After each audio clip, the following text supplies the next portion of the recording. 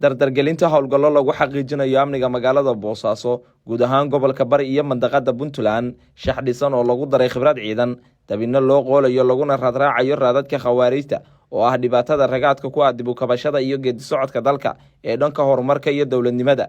bisha barakaysan ee Ramadaan ciidanka BSF waxa ay kordhiyeen joogtaynta howlahooda shaqo ee gudaha magaalada Boosaaso taasoo ka turjumaysa in diiradda la saaro xaqiijinta nabadda iyo amniga inta lagu guda jiro bisha barakaysan iyadoo la aqoonsan yahay muhiimadda ay leedahay xasiloonida iyo badqabka bulshada. ciidanka BSF waxa ay sameeyeen roondo, kantaroolo iyo tallaabooyin kale si ay uga hortagaan faldambiyeedka iyo ilaalinta amniga guud ee Boosaaso. waxa inta dheer BSF waxa ay si dhow la socotaa howlaha bulshada maxalliga ah, culimada diinta iyo daneeyayaasha kale si kor loogu qaado wacyiga amniga, kobcinta kalsoonida iyo la shaqaynta bulshada iyadoo ka codsanaysa taageeradooda. howlgalladan ayaa sidii wax looga qaban lahaa caqabadaha ammaanka, ilaalinta sharciga iyo kala dambeynta.